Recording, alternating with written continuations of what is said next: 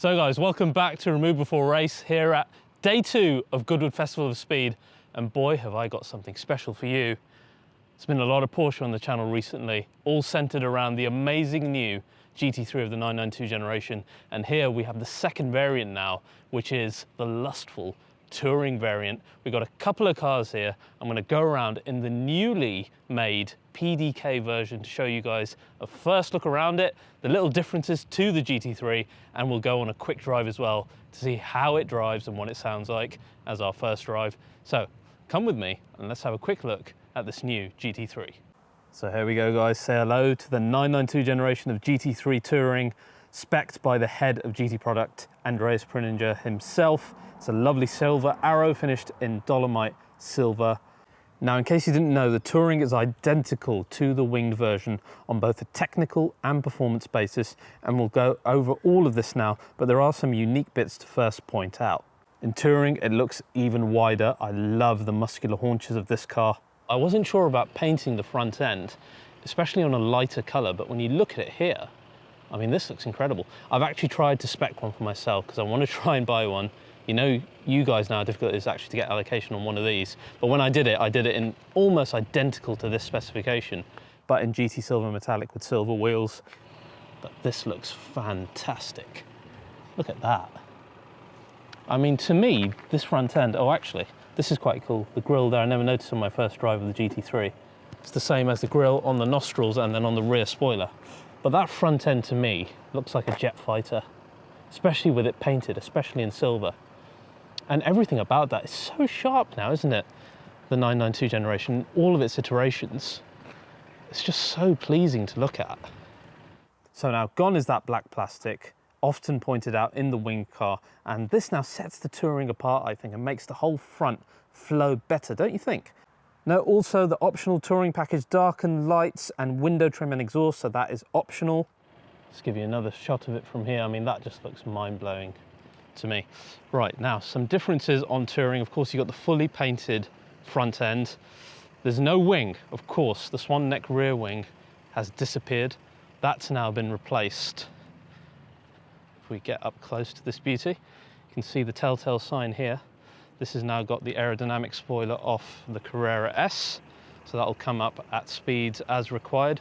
And we've got a brand new engine cover here, which as you can see says GT3 Touring. Again, same grille design as you'll find on the front and on the spoiler of the winged GT3 as well. But apart from that, it's technically identical to the winged car. So you've got the functional lower diffuser as well, exactly the same in design, exactly the same in function as well. So the Touring still provides same downforce as the winged car. So in the end, it's really only missing the wing. Technically, the car identical to the normal GT3, which is great. Behind here hides still the 4-litre engine from Porsche, shared with the Cup car, almost unchanged. 503 brake horsepower, 470 Newton meters, 0 to 60 in a claimed 3.4. We will test that in the future to see if that's accurate. But it's great to have an engine that's basically unchanged from a Cup car, still naturally aspirated, and no performance difference to our winged variant. This car comes with the carbon ceramic brakes hiding behind these lovely satin grey wheels, which are actually quite lovely. You can see they're absolutely massive. These are 50% lighter than the standard steels, so well worth getting if you're ever planning to do any kind of track action with a Touring as well. Now, the front suspension has been a big change on the 992 GT3. Touring is the same. Gone is the McPherson strut suspension that every other 911 to date has used, replaced with the double wishbone suspension, which is going to give us better shoulder stability, better tyre contact, more steering precision as we saw on track, and if we're lucky, we'll even get a more compliant ride out of it as well. The other option I've just noticed on this, we've also got the optional carbon fibre roof. Again, shed some weight alongside the carbon fibre reinforced bonnet on this. Of course, this has not got the carbon fibre wing. Now, let's have a look inside. There are some changes in the Touring, though you wouldn't notice at first glance because it looks very, very similar to our winged GT3. But as you get closer, for example, there's this lovely leather style. It's kind of like an embossed stitching. It's almost like dragon scale. I love the look of it. Check that out. Haven't noticed that on any of the press shots. That looks quite fantastic. And then you've got extended use of leather. So you can see our Porsche GT3 steering wheel here. The small GT steering wheel has got extended leather around it rather than your Race Tex or Alcantara. So you can also get coloured leather in a two-tone arrangement. And alongside the steering wheel are armrests, door panels, centre lid, etc., all in leather. And GT3 logos have been replaced with the Porsche crest. Of course, you've got the full carbon bucket seat option in here, which looks fantastic. You can see the fabric in the middle as well, which suits, I think, the character of the Touring. And then when you get closer, you can see we've got the lightweight rear seat cover as well. I've always wondered, can you fit rear seats in this? Because I'd love to get my kids in the back. Might have to ask someone like Litchfield if they can retrofit it. It'd be amazing if Porsche did. Hey, Mr. Preuninger, can we please have a rear seat option just for the Touring? I think it would make a lot of sense for a car that's a bit more daily versus the Wing GT3. What do you guys think? Am I insane? Comment down below. As you see in the digital screen, it says Touring as well. And then you can, of course, get track mode to display the 2 dials as you do in the winged version as well. So this is our PDK variant with the brand new stick here, which is lovely. Of course, the 7-speed carrying across modified from the previous GT3, which is why we have this lovely gear lever here. Andreas Preuninger saying we don't always want to be on the paddles. It's nice to have this here. I'm going to give it a quick start up for you guys now. Still sounds fantastic, this car. And now you can pop it onto the side and you can shift sequentially, which is great. I mean, this is such a wonderful part of having this type of stick on the car. Right, now, let's go for a drive, see what the GT3 Touring is like on a first drive. Right guys, here we are inside the GT3 Touring. We're going to go for a quick drive, see what this is like as a first drive here at Goodwood. I couldn't resist it. Could have done a more technical video, but you guys have asked for shorter ones. When you've got a GT3 Touring, you don't really say no, do you? So, let's get going, see what this is like.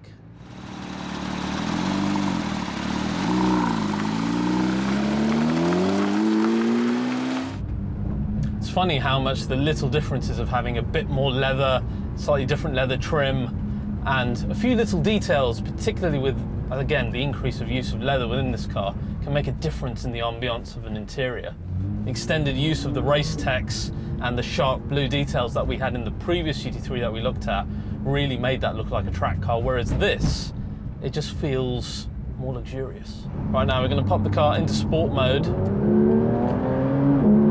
The other thing is there is a bit more noise insulation in the Touring. Oh, this is lovely. I miss this in standard 992, and having a more daily car like the Touring, it's great having this function here. It's funny because the manual box was so good in the other GT3 and you would just change gear with a flick of a wrist. This entire operation feels very similar to that. And I've just noticed you get a lovely Rev Counter here as you're getting close to the red line, and it comes across the 2 parts of the analog dial here, and it looks really quite cool. What's quite nice is we're in sport mode, chassis is in sport as well, but this is feeling very, very similar to a normal 911. I don't think that was really the case with the previous GT3. It was still a livable daily, but it wasn't quite on the level of something like the AMG GTR. That was a very, very good daily because of its adaptive suspension.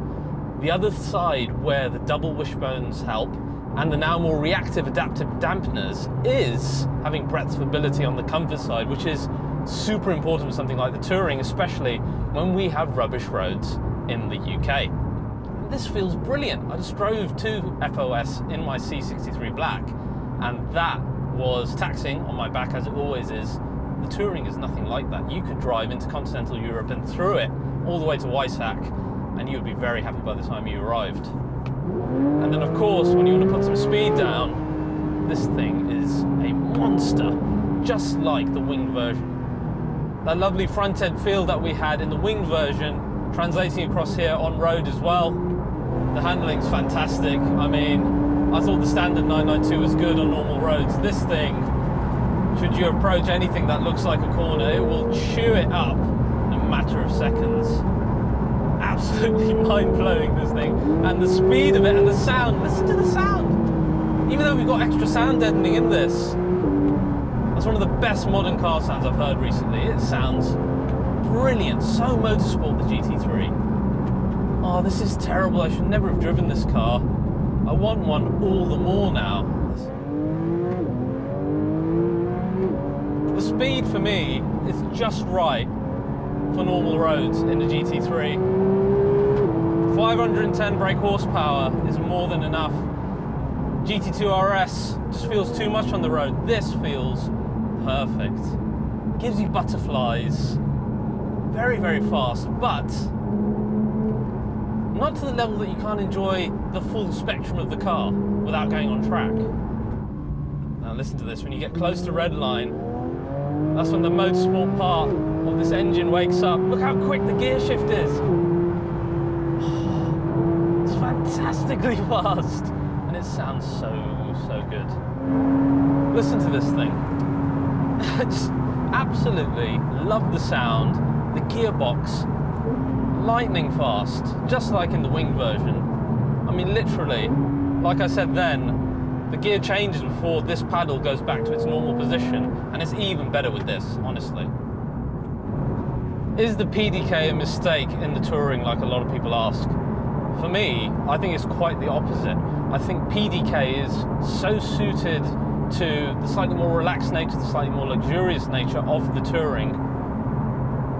The fact that you would use this more daily, I totally accept that the purest element asks for the manual, which you have the option of, but there's so much character of Touring that suits PDK that for me, it was the obvious choice from the start.